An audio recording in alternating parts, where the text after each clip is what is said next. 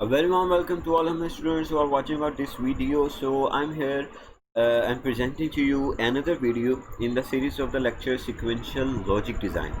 So what we have today we will learn about the SR latch.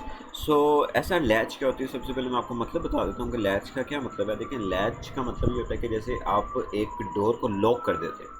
अब lock आप indefinite time के लिए करते हैं, जब तक आपका दिल ना करे आप उसे अनलॉक नहीं करते। तो इसी तरह से इसी करस्पॉन्डेंस से नाम रखा गया है इस सर्किट एलिमेंट का लैच, कि आप इसे क्या कर रहे हैं, आप इसे अच्छी तरह से आपने जो बिट है, जो बिट है 0 या 1 है, आपने उसे स्टोर कर दी है, आपने उसे इस तरह से लॉक कर दिया कि वो चेंज नहीं हो सकती। सो एस आर में एस और आर का क्या मतलब है?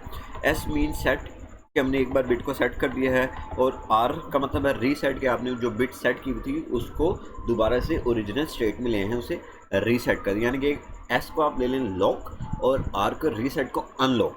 जो भी आपने बिट को सेट किया था आपने उसे दोबारा अनलॉक कर दिया।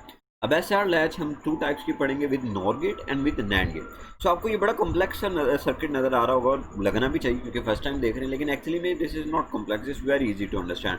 सो कैसे इसको अंडरस्टैंड किया जा सकता है? अगर पहले सर्किट को देख लीजिए तो हमें ये नज़र आता है कि ये एस है और ये आर है और ये 2 नॉर गेट है, और ये इनकी आउटपुट है। एक क्यू है और दूसरी क्यू कॉम्प्लीमेंट है। रिमेंबर दैट लैच के अंदर चूँकि हम बात करते हैं सेट की और रीसेट की, लॉक की और अनलॉक की, तो इस वजह से ये दोनों आउटपुट्स आपकी कॉम्प्लीमेंट्री आउटपुट्स हैं। सो नॉर गेट है। अब कोई कॉम्प्लेक्स नहीं, बस ये किया हुआ है कि ये जो इनपुट है इसकी इनपुट आ रही है पहले वाले नॉर गेट के आउटपुट से, और ये वाला जो नॉर गेट है इसकी इनपुट आ रही है दूसरे वाले नॉर गेट के आउटपुट से। सिंपल। अब इसके ट्रुथ टेबल को देखते हैं कि इसका जो ट्रुथ टेबल है, जिसे हम करेक्टरिस्टिक टेबल कहते हैं, तो इसका करेक्टरिस्टिक टेबल क्या है?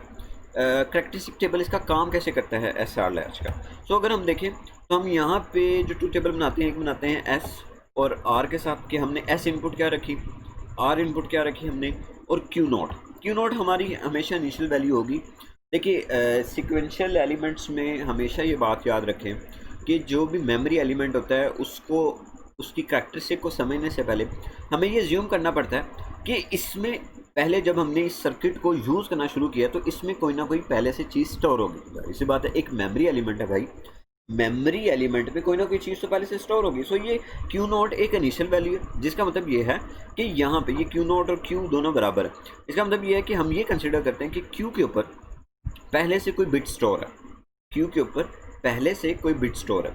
अगर पहले से कोई बिट स्टोर है, हम एस और आर को चेंज करते हैं और फिर देखते हैं कि ये मेमोरी एलिमेंट क्या बिहेवियर शो करता है। आई होप यू अंडरस्टैंड कि हम क्या करते हैं, हम कहते हैं कि अगर पहले से इसके ऊपर ये बिट स्टोर हो, तो अगर हम एस और आर की इनपुट को चेंज करें तो क्या ये वाकई मेमोरी एलिमेंट वाला काम शो करता है या नहीं शो करता है, या बस ऐसी बात बनी है। तो देखिए, हम ये ज्यूम करेंगे कि क्यू नॉट इनिशियल वैल्यू है और एस और आर दोनों की इनपुट 0 0 है, और यहाँ पे क्या है, यहाँ पे इस टाइम क्या सेट हुआ है, ये 0 सेट हुआ है। सो अगर ये देखिए ये 0 सेट हुआ है तो ये 0 यहाँ से फ्लोट होता यहाँ पे आ जाएगा। सो नॉर गेट है, नॉर गेट क्या करता है, और गेट का उल्टा। सो और गेट 0 0 को क्या करता है, 0 करता है, ये क्या कर देगा, उसको 1 कर देगा। ये 1 यहाँ से जाएगा, ये घूमता हुआ 1 यहाँ पर आ जाएगा। सो ये 0 1 क्या होगा, 1 होगा, लेकिन नॉर गेट इसको क्या कर देगा, 0 कर देगा। ऑलराइट। सो देखिए, ये 0 हमने जो अज्यूम किया था, जो पहले से स्टोर था, ये प्रूव हो गया कि हाँ जी यही एलिमेंट पहले से हमने जो अज्यूम किया है ये स्टोर हुआ है। हम यहाँ पे 1 भी अज्यूम करके चल सकते हैं या 0 भी स्टोर कर सकते हैं। सो देखिए, जब हमने आर को 0 रखा, एस को 0 रखा, तो हमें ये पता लगा कि पहले से जो एलिमेंट स्टोर है उसके ऊपर कोई फ़र्क नहीं पड़ा।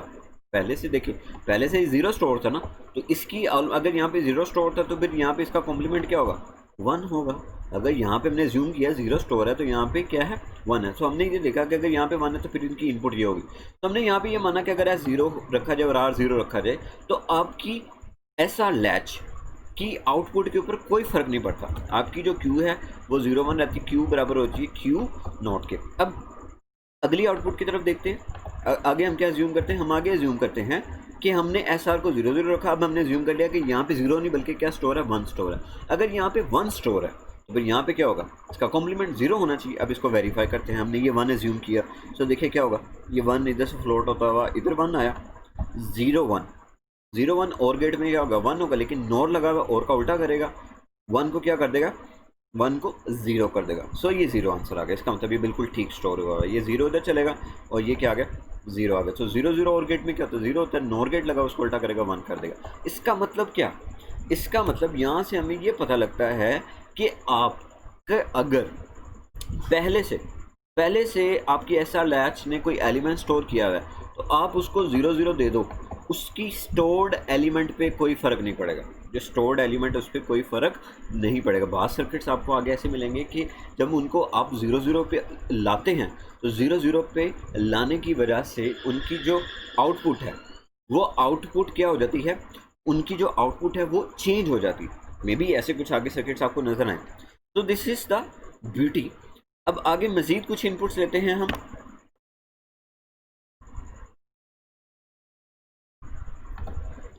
तो यहां से हमें ये क्लियर हो गया कि अगर आप एस और आर को दोनों की वैल्यू को 0 0 कर दें तो पहले जो एलिमेंट स्टोर है वो स्टोर ही रहेगा। ओके, आगे चलते हैं। अब आगे कैरेक्टरिस्टिक टेबल हमें क्या बता रहा है? आगे ये बताता है कि आप इनपुट को 0 1 करें, आप एस को 0 करें, आर को 1 करें और रिज्यूम करें यहाँ पे एलिमेंट 0 स्टोर है। तो क्या होगा? अगर यहाँ पे पहले से देखिए हमने पहले एस को 0 किया, आर को 0 किया और हमने ये कहा मतलब कि आपका एक डोर है, आपने दरवाजे को खोलना है।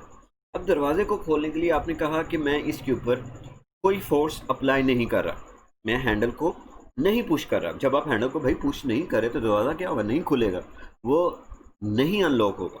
अब यहाँ पे क्या करते हैं हम? यहाँ पे इनपुट को चेंज करते हैं। हम कहते हैं आर को 1 कर दो, एस को तुम 0 कर दो और अज्यूम कर लो कि पहले से यहाँ पे आउटपुट क्या है? क्यू पे 0। तो अब क्या होता है? तो देखिए अगर यहाँ पे 0 है तो यहाँ पे इसका कॉम्प्लीमेंट क्या होना चाहिए? 1 होना चाहिए, लेकिन हम इसको इनपुट के लिहाज से वेरीफाई करते हैं। ये 0 यहाँ से फ्लोट हुआ, फ्लोट होता होता होता यहाँ पर आ गया। सो 0 0 क्या होगा? नॉर गेट में 1 आ जाएगा। ये 1 यहाँ से फ्लोट होता हुआ इधर आया, ये 1 1 क्या हो जाएगा? 0 हो जाएगा। तो हमें यहाँ से ये पता लगा कि अगर आप एस को 0 और आर को 1 कर दें सो उस केस में क्यू जो है आपका वो क्यू क्या होता है? क्यू 0 रहता है, यानी कि क्यू रीसेट स्टेट के ऊपर रहता है। देखें आर को आपने 1 किया ना तो क्यू क्या हो गया? रीसेट हो गया किस्म का। फिर उसके बाद क्यू 0 रखा और ये 1 रखा मैंने। और अगर मैं आर को मैंने 1 रखा हुआ और मैं पहले से ये जूम कर लेता हूँ कि यहाँ पे क्या है? मेरे पास 1 है। अगर आपने 0 1 रखा, 0 1 इनपुट दी और रिज्यूम किया यहाँ पे 1 है, तो क्या होगा? यहाँ पे 1 ये फ्लोट होता हुआ यहाँ पे आया, 0 1 क्या हो जाएगा? ये 0 आ जाएगा, ये 0 0 ये यहाँ पे आ जाएगा 1 0 1। अब देखिए क्या हो रहा है? ये 0 यहाँ से फ्लोट होता यहाँ पे आ जाएगा 1 0 क्या होता है? हमारे पास 1 होता है। सो वो 1 0 क्या कर देगा? वो 1 0 इसको 0 कर देगा। सो हमें ये पता लगा कि अगर आपने 0 1 इनपुट रखी, 0 1 एस को आर और आर को 1 रखा, तो वो हमेशा क्या करेगा? वो हमेशा क्यू की वैल्यू को 0 देगा। सो दिस इज ये आप कह सकते हैं कि ये एक्चुअली में क्या है आपका? ये आपका एक्चुअली में एक रिजल्ट है जिससे ये पता लग रहा है कि आप एस को 0 रखो, 1 आर को 1 रखो, बेशक आपके पहले से प्री एलिमेंट 0 हो या 1 हो, पहले से स्टोर जो कुछ मर्जी हो, पहले से स्टोर जो मर्जी हो, पहले से 0 स्टोर हो, पहले से 1 स्टोर हो, ये हमेशा क्या करेगा? क्यू को 0 कर देगा। सो इसको हम आगे चल के देखेंगे। ये एक रीसेट कंडीशन है कि हमने 1 किया, रीसेट हो गया। यहाँ पे पहले से क्यू के ऊपर जो भी स्टोर है उसको 0 कर देगा। आगे मजीद इनपुट्स को देखते हैं। सो हमने यहाँ पे आर को 0 कर दिया और एस को 1 कर दिया। सो एस को 1 करने का मतलब ये है कि हम सेट कर रहे हैं। तो हमने यहाँ पे ज्यूम किया कि ये पहले से बिट क्या है? 0 है। सो लेट्स अस्यूम हमने लास्ट स्टेट ली कि 0 है। ये 0 यहाँ से रोल होता हुआ इधर आएगा, तो ये क्या हो जाएगा? 1 0 और में 1 0 और के अंदर हमारे पास क्या होता है? 1 0 और के अंदर हमारे पास 1 होता है, तो आंसर आ गया 0 0। यहाँ से ये 0 0 0 आ जाएगा 1। तो जब आपने एस को 1 किया और पहले से ज्यूम किया कि 1 है, हमने पहले ज्यूम किया कि पहले कहीं 1 स्टोर था, तो वो उसको क्या कर देगा? वो उसको 1 कर देगा, यानी कि सेट कर देगा 1। तो इसके बाद आगे देखते हैं आगे क्या होगा। आगे अगर हमने एज्यूम किया, हमने इनपुट ली 0 और 1 और हमने ये ज्यूम किया कि यहाँ पे क्या है?